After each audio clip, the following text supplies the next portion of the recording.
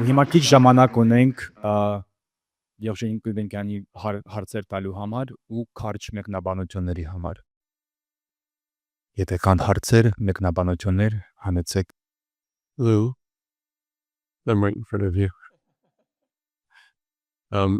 So I've played for the movements for on and off for about 45 years, and mostly off, but quite a bit in the recent years. And I just wonder if you would offer some observations about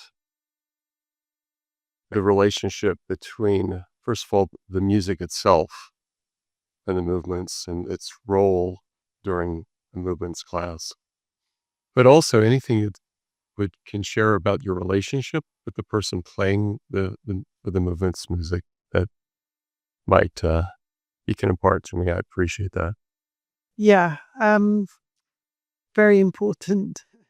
The relationship between, it's like a triad, the class and the person in front and the piano's a unit.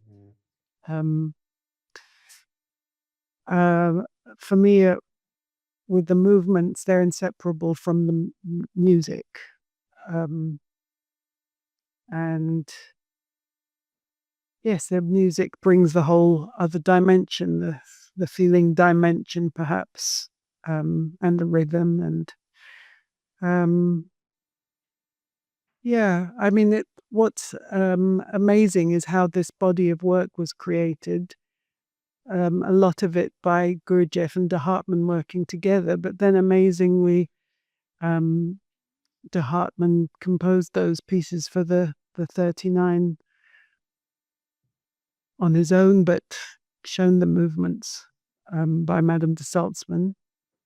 And also all these compositions that have been done since their death, which are, some of them are really bring such a sense of what's being called. Yeah, like Edward Michael and yeah. So yeah, it's that answer. But yes, I mean, the relationship between the person in front of the class and the pianist can make or break the atmosphere. Really, if it's not there, then something's not possible. Hello. I wonder if you could talk a little bit about the practice of the movements in terms of how you see them fitting into either a daily practice or a weekly practice. Just in terms of maybe something to do with like the frequency in which you might experience the practices. And just one more question is, I'm from the UK. I live in Lancashire. I just wondered if you knew of any groups nearer me that I could access. Thank you. Well, that we can be in touch about that afterwards.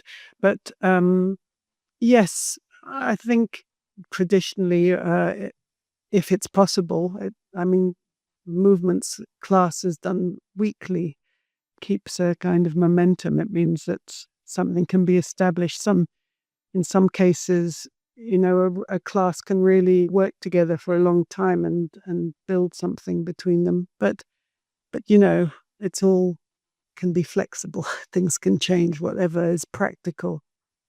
I mean, just going back to the question about the pianist, something that occurs to me is that it's quite a new demand for someone who's a trained musician to play, isn't it? Because it's not, what's called for is not virtuosity in any sense, but to kind of give yourself, as the person working in front of the class and everyone in the classes, give yourself to what's being asked. And so in a way, disappearing. The best pianist is the one who you don't notice. Yeah. Հարցեր, շատ So is there ever a point that you can free yourself from the counting when you're doing the movements? And if so, what's a reasonable time that would take?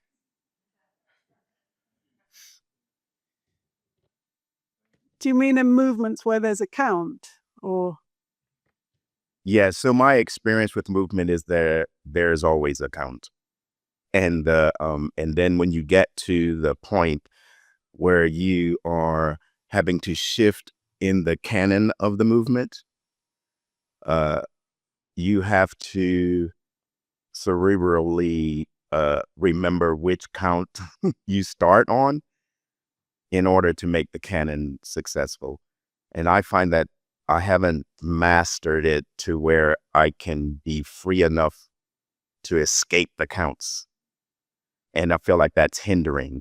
So anything you can offer as far as a technique to free myself, I don't know if that would be frequency or if there's some just hope for me. One thing is we're all made differently. So some people might instinctively know when it's their turn in a canon and might sense it, another might need to count.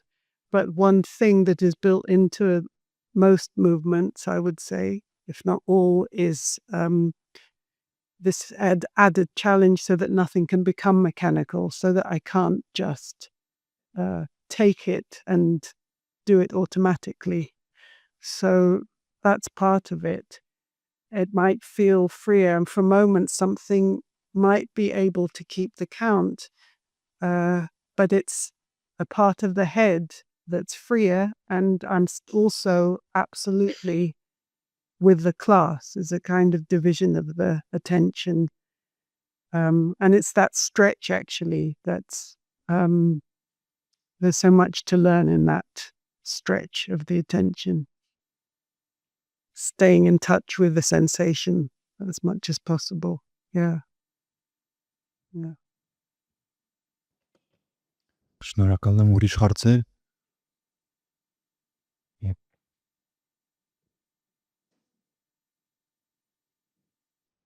Եթե չկա ուրիշ հարցեր, ես առաջարկում եմ, որ նորից շնորհակալություն հայտնեի Գերժենին։ Դուք ունեք ներողություն ձեր հարցը։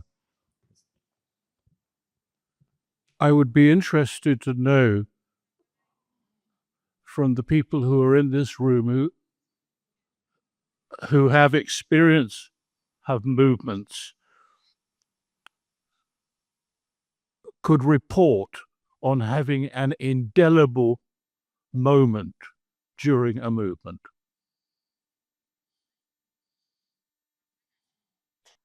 I imagine there's not quite time for that. And perhaps that's something that could be shared when we're traveling together and over the next few days. And it's also something that, in a way, needs to be kept, needs to be respected. So it may be that it might not be of great help to talk about it. But, yeah. I mean, for me, a simple yes, I have, or no, I haven't. Yes, I have. But why should it not be possible to speak about it? Why? I can tell you, when I began in 1982 with the 80s, the very first movement classes I was in, there came a point, I'd only been in for about 5 or 6 weeks, and we were working with a number of them, including number 11, the Lord Have Mercy. And as I was trying to raise my arms for the movement, a sort of tremor began through my body. It began from the solar plexus and moved out. And there was a feeling which I could sense, and it was much finer than sensation. And I knew then what feeling was. Prior to that moment, I knew what sensation was. The 80s were very clear on that. Do that. You've got sensation of the palms of your hands. But feeling, that came to me through the movements. I will never forget that. And I can't see why we can't speak about things like that.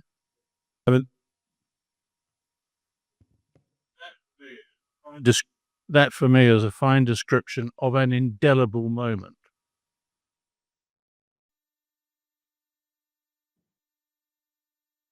Շնորհակալ եմ հարցի համար ու պատասխանի համար ու մեկնաբանության համար։ Հիմա պիտի ավարտենք, քանի որ բախտաբար այլևս ժամանակ չունենք, նորից եկեք շնորհակալություն հայտնենք Բերժինին։ Դուք ուզում եք եղավ։ Yes, just to really thank again those who have organized this conference.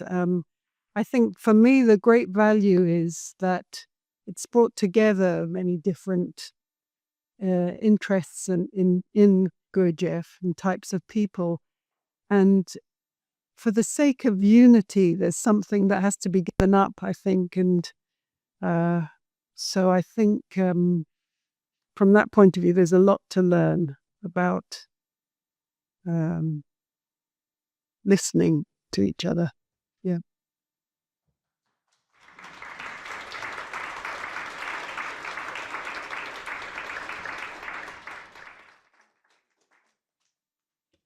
Imami Poker Yesrapagich Koskunam.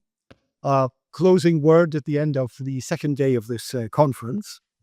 I'd like to express our thanks to all those who have made possible the first 2 days.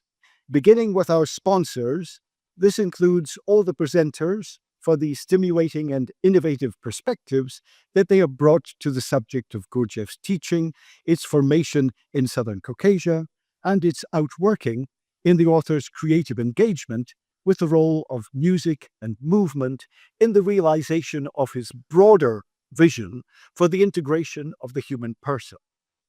I would also like to commend the various panel moderators on the excellent job that they performed.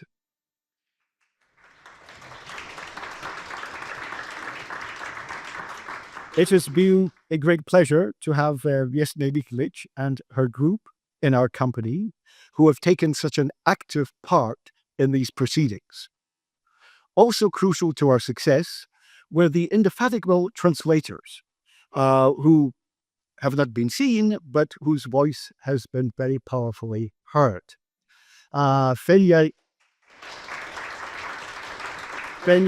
Yepremyan and Shushanig Arababyan, who facilitated this dialogue of different backgrounds, mindsets, and speech, rendering it truly a meeting of minds. The conference, as I'm sure you know by now, continues tomorrow afternoon in Gyumri with the viewing of Hrac Vartanyan's installation Wisdom Keepers at the Berlin Art Hotel at 1 p.m. Thereafter, the venue moves to the Black Fortress, where the concluding keynote address will be presented by the Reverend Dr. Cynthia Bourgeot, followed by the closing concert of selections of the Gurdjieff de Hartmann music, interpreted in the Eastern style, played on Caucasian instruments by the Gurdjieff Ensemble, directed by Levon Eskenyan. So I hope to see many of you there. Thank you.